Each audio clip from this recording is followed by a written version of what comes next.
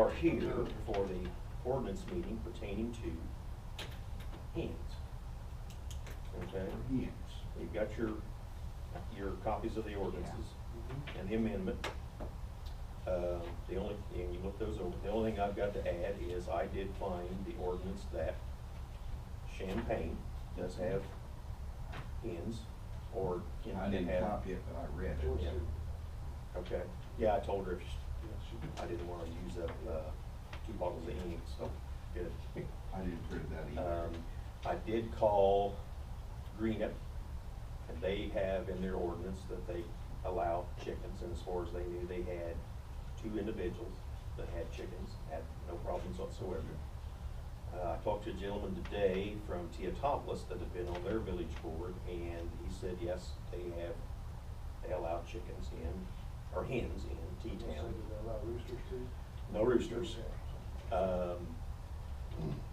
So, and I said, well, have you, Green said they hadn't had any problems at all, but the gentleman from T-Town that I was talking to today said that it was actually his neighbor was one of them that had chickens, and he had made a fancy coop and had made it with bicycle tires so he could roll it out and clean and all that, and he got his hens, and 2 or 3 days later he went out and it was all, coons had got in and pretty much, okay. So now he has rabbits. I'm sure Larry So- knows all the ins and Oh, yeah, outs. yeah, I've had chickens in that when I was on the farm, but. Yeah. My sis lives catty-cornered from one of the individuals that has chickens, and she has had absolutely no problems whatsoever. Right. The only thing that, and I did see one of the neighbors in the area where these may be, and, you know, he said he didn't have any real problems with the chickens, but it was what they bring that he was worried about.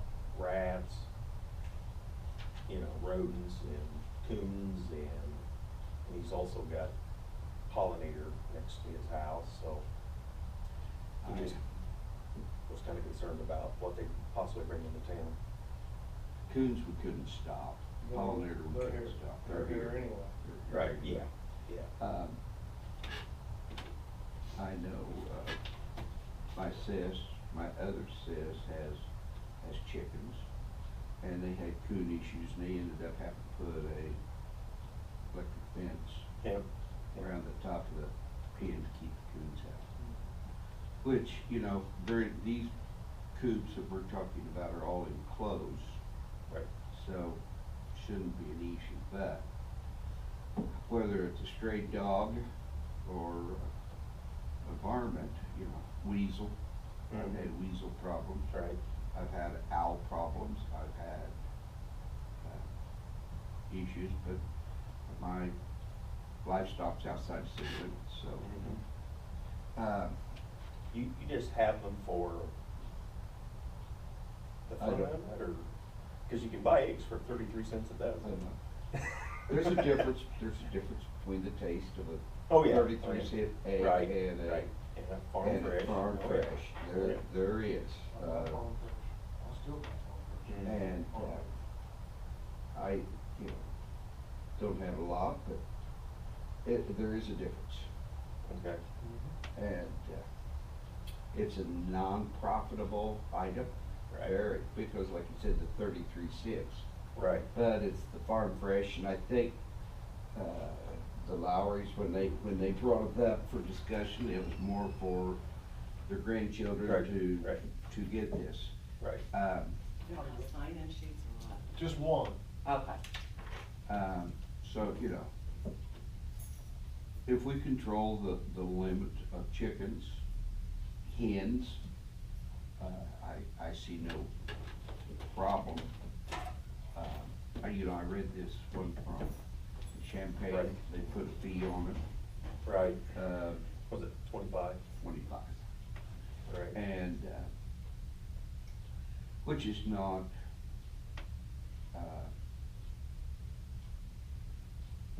excessive. Right. It's like a golf cart, you know. Right. type thing. Right. You know, I think, you know, the issue, you know, the chickens must be inside the coop fence, and Right. they can't be free roaming Right. chickens. Right, right. Which mine are not even free roaming, so. Right. Because we don't want no one over in the neighbor scratching up their yard or digging into their tomatoes or Right. whatever. Do you have a fence? I have a fence. Just a fence, I mean, like a 12 by 12 or 20-foot fence, something like that, okay. So, yeah, it, you know, the height, certain breeds of chicken, they'll fly over a 12-foot fence. Mm-hmm. A coon will climb over a 12-foot fence, so that's, you know, that's not a deterrent on a coon, they'll climb anything. Right. So, but, the fact that, and I think what the Lowrys was talking about was one of those coops from Real King Right. that's an enclosed type. When I visited with her about it, what was her anticipation, you know, she mentioned the Real King coop. Right, right. But I think the main thing is to limit the amount of hens the person can have. If you have young chickens, you're gonna look at 60 to 80% production every day for a time period, and eventually as they get older, they drop down to about 30%. Mm-hmm. And, so that's when you haul them to Arthur, Started anew, okay. How often do you, once a year, I've twice got, a year? no, every 3 years. Oh, really? Okay. When the hen gets 3 years, they're laying real good from 1 to 3 years. After 3 years, production drops off tremendously. Right. So, but,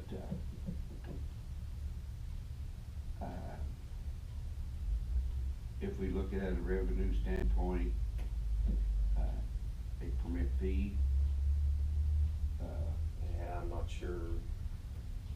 You have to have one in Champaign or Banff. Right, Yeah. I saw that, but I don't know. but if we here, wanna be at but revenue. Greenup doesn't have a permit fee. No, I don't think there's one in T-Town. I We don't didn't think, mention one.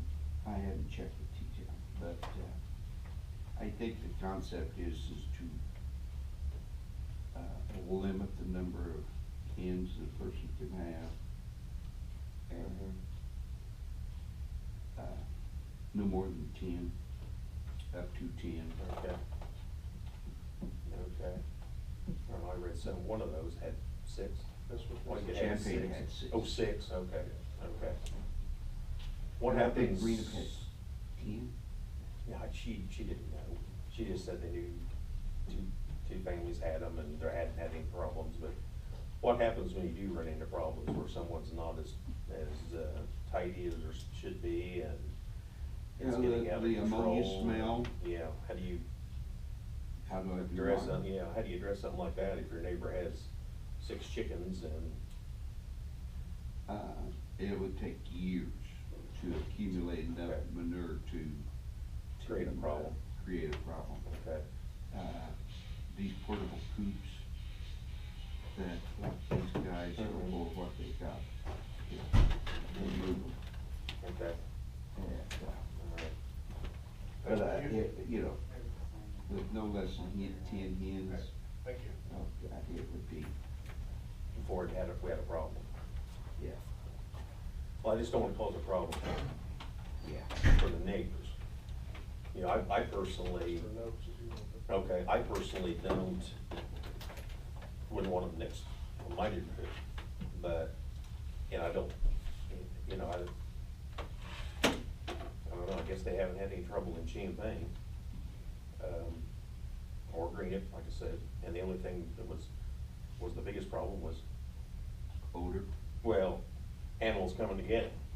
You've got feed there, they smell it, they wanna get in. That's So you- to me, that's not any different than somebody feeding their dog or cat Right, outside right. and the coons come of the night and Right. eat their Right. food.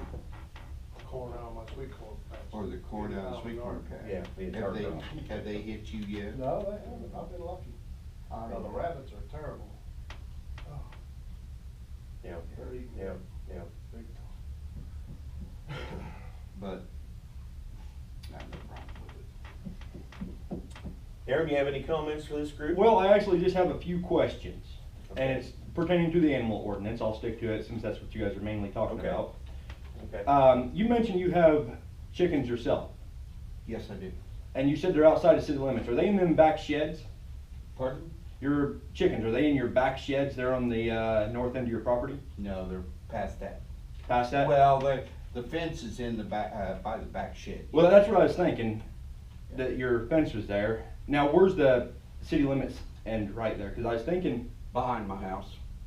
yeah, but I was thinking it went in, like across the middle of your sheds. No.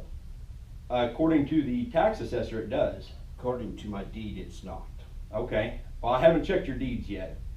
And then, also pertaining to the animal ordinance, Daniel Hanley's house is down there. He's got cattle walking all the way up to the road. Now, I know for a fact that both of them places are in city limits on the front, 5 acres each. And I'm curious as to why nobody has enforced the, animal ordinance on that.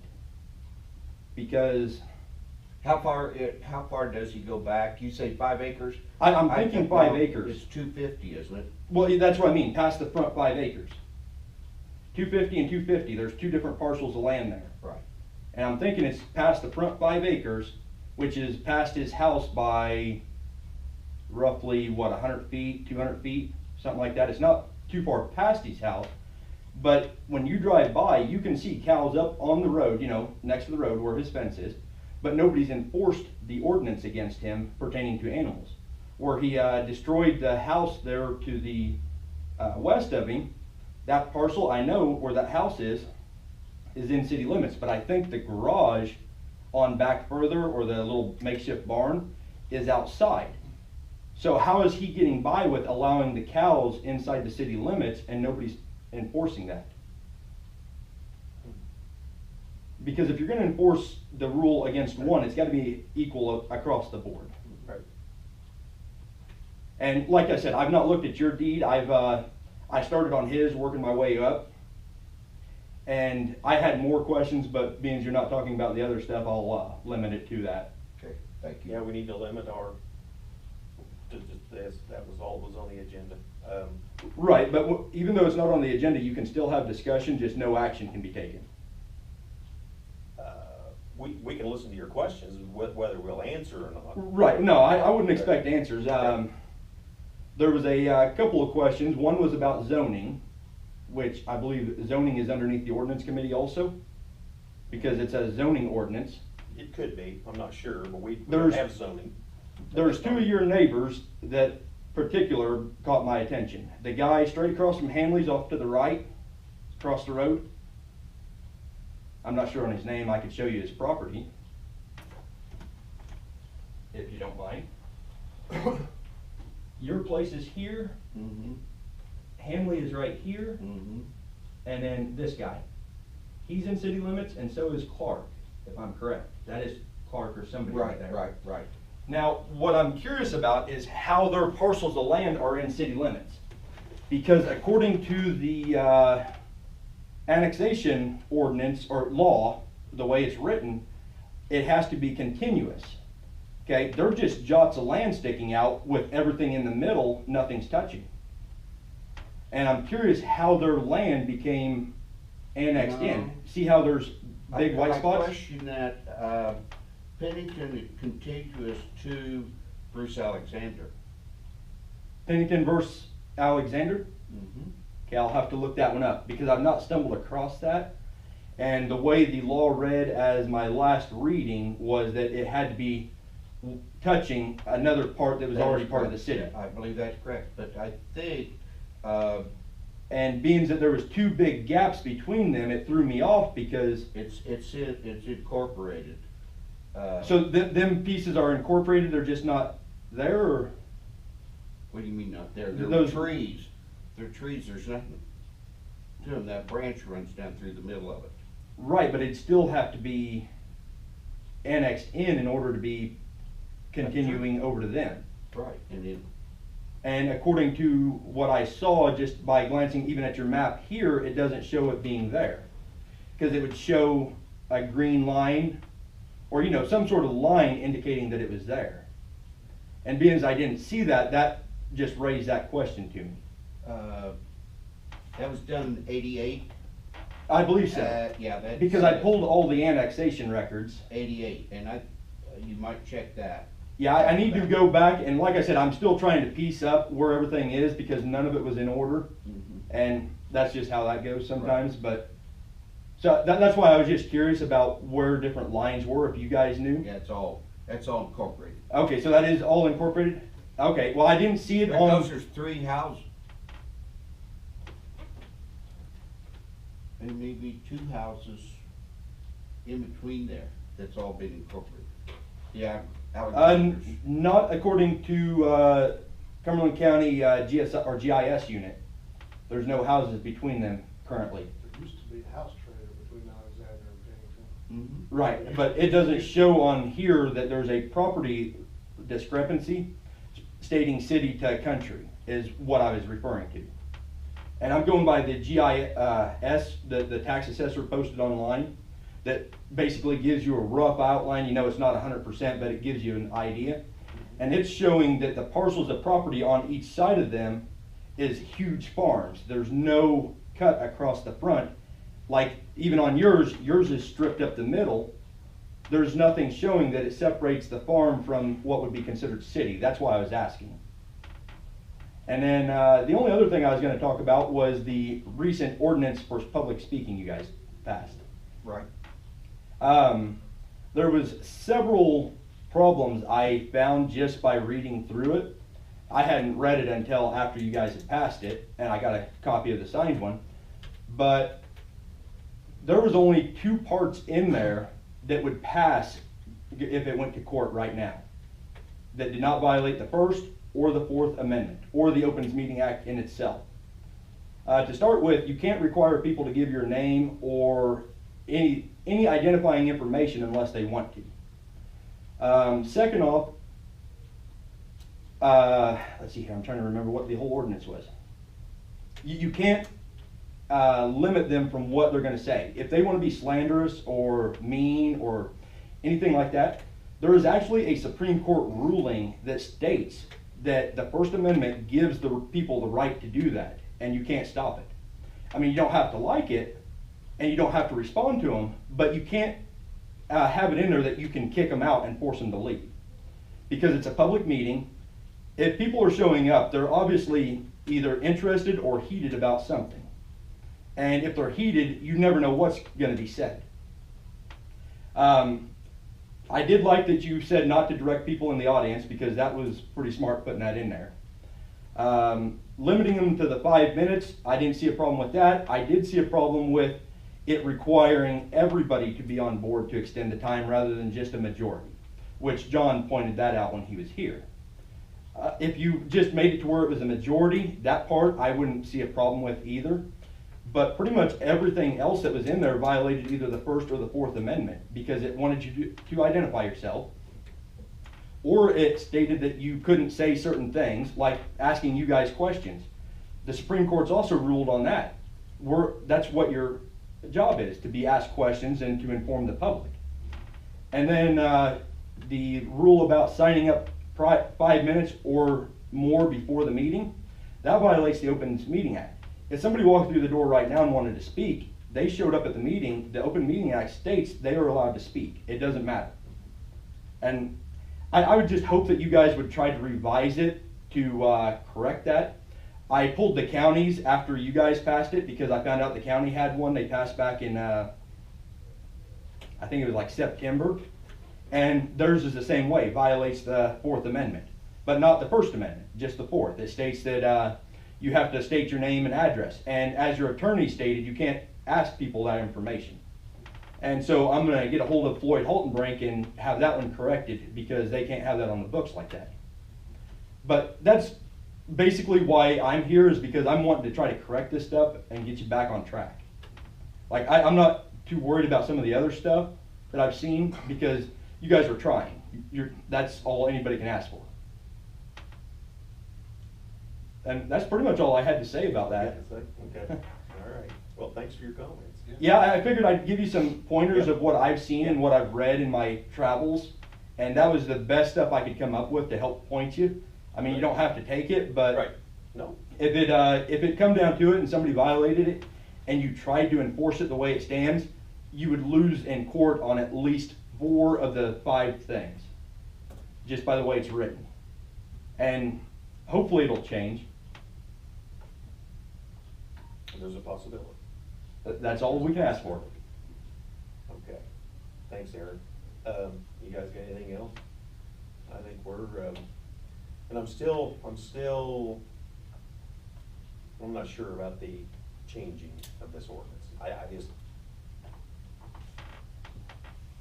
don't know, but the guy I was with today, his problem was bringing in those coons and whatever. But like you said, dog food and stuff like that will do the same thing, but you've had problems with them, I've had problems with them when I was at the farm, and, I don't know, I'm just a little bit undecided.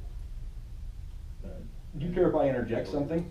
Sure. What if you do like you do with the dogs, where they have to be cleaned up after, Oh, yeah. to a Oh, certain reason, yeah, that'll be in. and have like, some sort of penalty intact? Right, right. Oh, there will be. Like I said, I've not seen this ordinance either. I'm just sort Well, of winging these- stuff that I've been thinking about. These are old. Yeah, these are. Okay. Yeah, anywhere from 2010, I think was the first one. There's been an amendment, this one was 2000. 2000 was the original. And then there's been a couple changes since then. 2013 and 2010. So we've had a pretty good run. If we need to make a change, we'll make a change, but, And you were kinda worried about the odor? Right. What if we would say 6 instead of 10? I mean,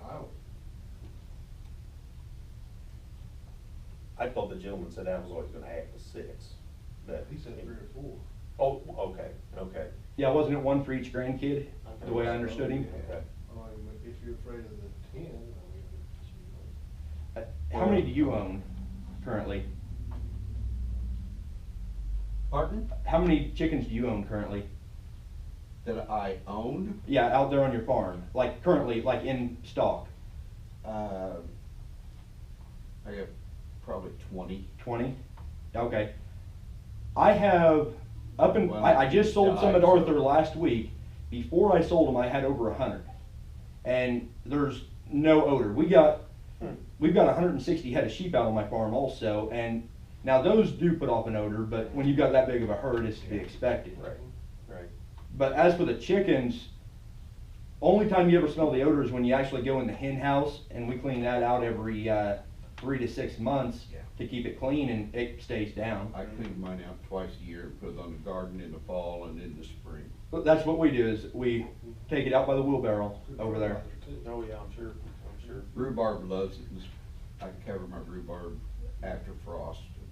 Okay. But like he said, I don't notice much of an odor at all with, and we've got double what anybody else is gonna have around. Yeah. Okay. All right. Well, I think unless you guys have anything else, I think we'll make a recommendation to allow the folks to, is this mine? Oh, that's- Yes, oh, that's mine. yours, because I did not Okay, bring wine. okay. We'll allow those folks to, get them a coop and as far as language, basically just take the hens out of the ordinance. But you're gonna have to have regulations on how many they can have, they have to have a coop. So go by kind of what Champaign has, except for the fee. I don't think we need a fee. No. You know, if they wanna have a few chickens, let them have some. Shouldn't be a moneymaker. No.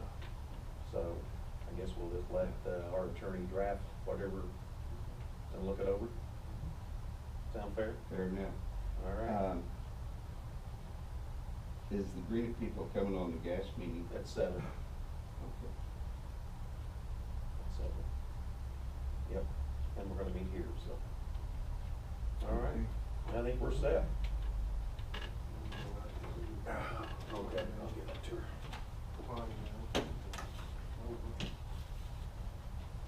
Okay.